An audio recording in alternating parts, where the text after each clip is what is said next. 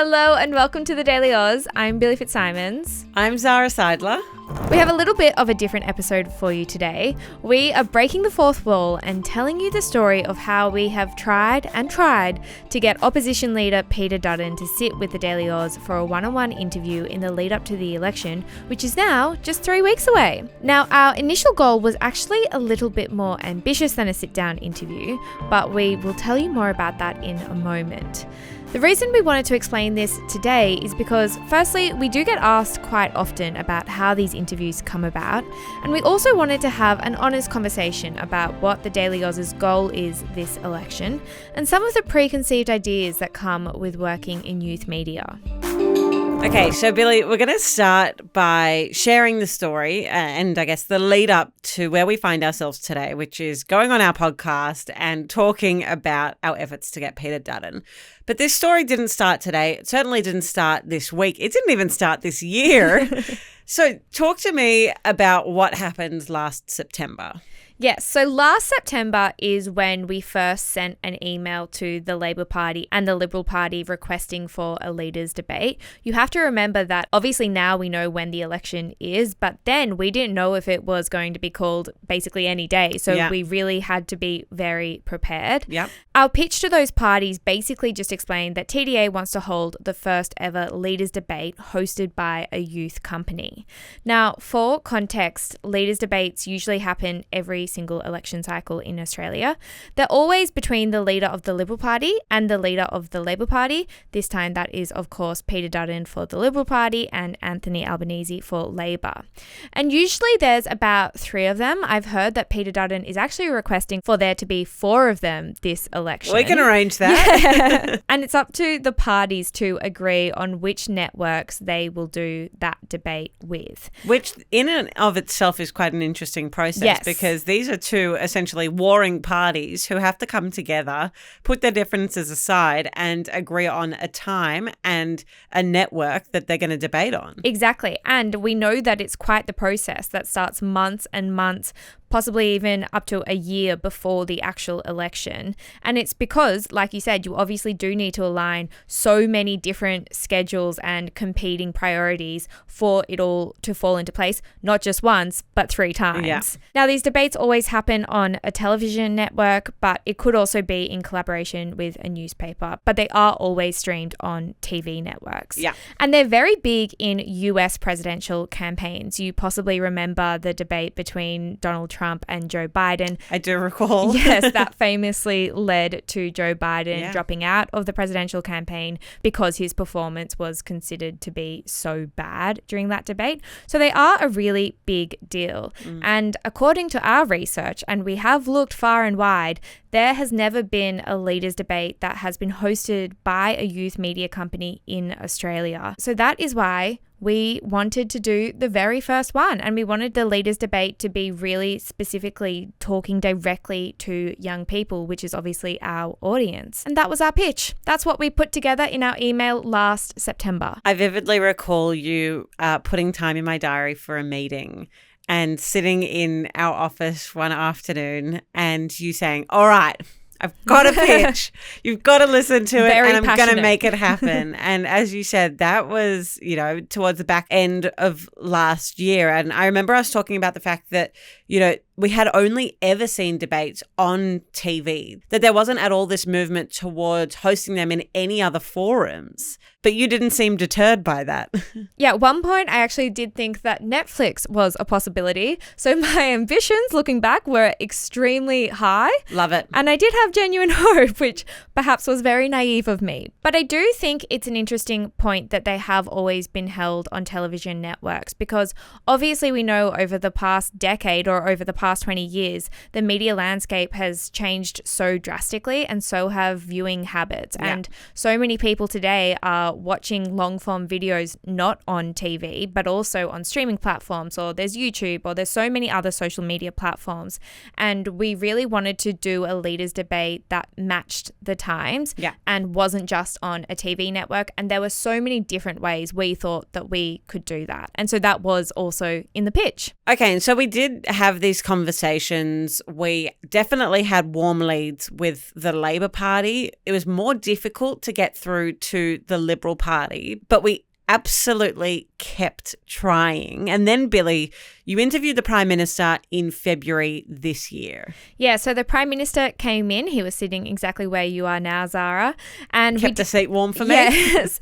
And we did our interview, and at the end he said that he would come back during the campaign. And I remember thinking, this is my moment. Yeah. I have to get the Prime Minister to say on the record that he would agree to do a leaders debate that is moderated by TDA.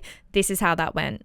Prime Minister, you've been very generous with your time. Thank you so much for joining us. Thank you for having me once again. Look forward to coming back during the campaign. I hope we can do a leaders debate. That's what we're billing for. That would be good. I'm up for that. If not, I'll turn up anyway. We've got it on record. Done. Thank you.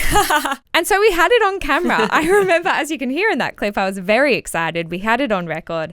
And we had one of two. Yes. And we felt so close, but we also felt so far. Yeah. Because we still needed the opposition leader to agree. Yeah. And so we kept trying and we kept trying. Zara, you tried many times. You called, you texted, you were left on red. I think that I sent more pieces of communication to the Liberal Party in those intervening couple of weeks than I ever have to anyone before. And I was really trying to make the point, and again, to really pull down the fourth wall here, I was trying to make the point that it was so important for young people to hear from both sides, and that we had just interviewed the Prime Minister, and now was the opportunity for our audience to equally hear from who could be the next Prime Minister. Exactly. And I think eventually, after we were left on red one too many times, our ego was hurt one too many times, we did decide to pivot to requesting for just a one-on-one interview instead of the leaders debate. Maybe next election we'll try for that again. But for now, we were happy with just a one-on-one interview. We did finally get an answer, but that answer was a no. It was a no with very little wiggle room and no justification. Yeah.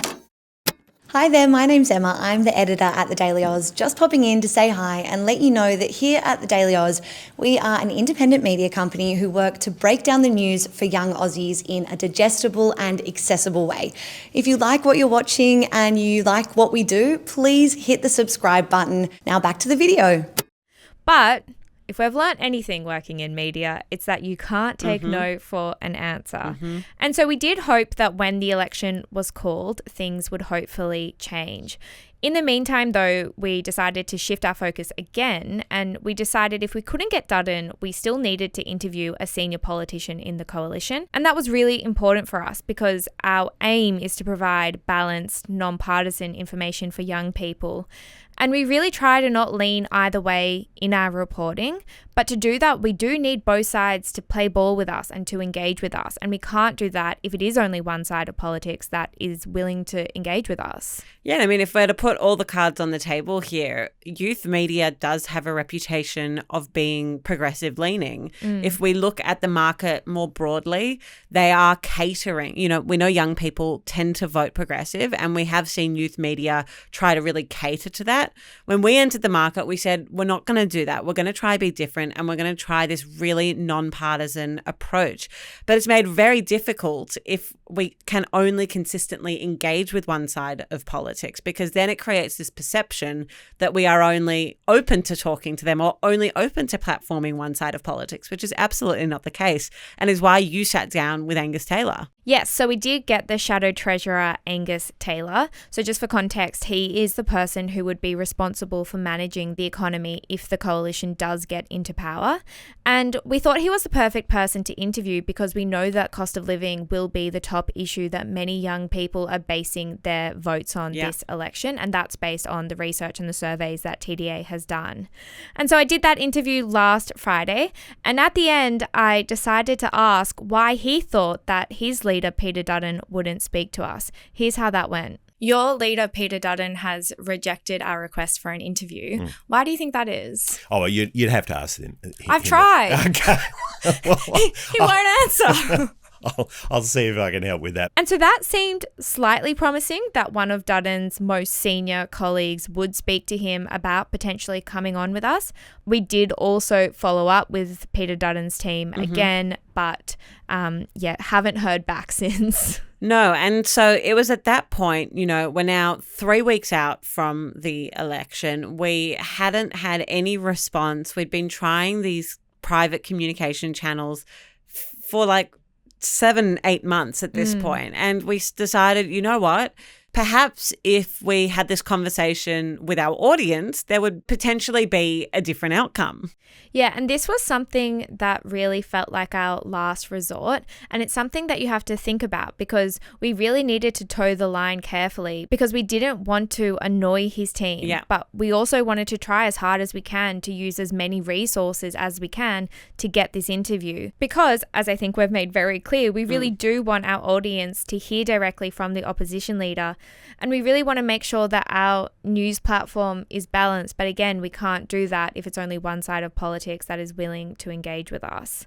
So yes, we put out our post and we asked our audience to tag Dutton in the comments. I think it's had nearly 1,500 comments, so there were a lot of tags there. We also published that on the night of the first leaders debate to kind of bring this full circle. So it was the first time that Anthony Albanese and Peter Dutton were meeting for a leaders debate.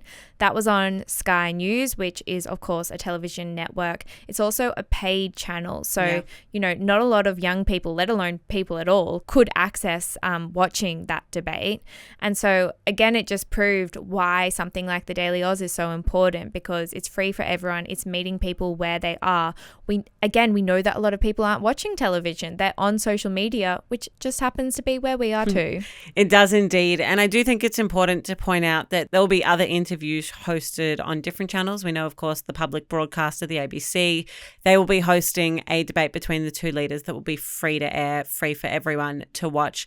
But yet we do think that speaking directly to a youth audience, bringing the information directly to them is so pivotal during an election where Gen Z and millennials are outnumbering baby boomers for the very first time. It is actually more important than ever that leaders engage directly with this voting cohort. And just finally, Billi, we've just wrapped up another week of the election campaign. We are nearing that May 3rd date. So soon. I don't know how we're now 3 weeks away. I know. We've consistently been saying, oh, it's coming, it's here. I do want to end by asking how TDA more generally is approaching this election campaign. Yeah, so like we've talked about, we always try to be as balanced as possible. And what that looks like on an everyday basis is every time we talk about an energy policy, for example, or a cost of living policy, we'll explain what the policy is, and then we'll explain what the opposition or what the government, if it's an opposition's policy, thinks about that policy. And then, of course, we'll also include the opinions of minor parties and independents if they're relevant to that specific policy. So kind of wanting to provide the facts and then provide what all of the different sides are saying about that or about how they would change that specific issue that we are talking about. We are also sending Harry, who is our political journalist, and Ola, who is our video producer. They will be going on the campaign trail. So they are going on the government's campaign trail with Anthony Albanese, and then they are also going on Peter Dutton's campaign trail. So that will be super exciting for both of them and for TDA to be there. I know that both sides of Parliament are trying to embrace new media more. And so, yeah, that will be exciting for us to be there. And so during that time, we'll be bringing all of you explainers on preferential voting, on the key seats that might determine this election, on what we expect based on the polling and a whole range of other explainers. There's so much to break down. And I know a lot of our listeners might be voting in their very first election and that's a really daunting task. So we are absolutely here to walk by your side throughout the next 3 weeks and hopefully make sense of it all. And just a final note that if anyone in Peter Dutton's team is listening today, we do hope that you hear this invitation to please come and join us for an interview. We believe that democracy is about engaging directly and that young people deserve to hear from you. So we look forward to hopefully chatting down the road. Thank you so much to everyone who has listened to this episode of The Daily Aus. It felt a little bit self-indulgent, but I hope that you did learn something about how all of this works. We'll be back again this afternoon with your evening headlines, but until then, have a great day.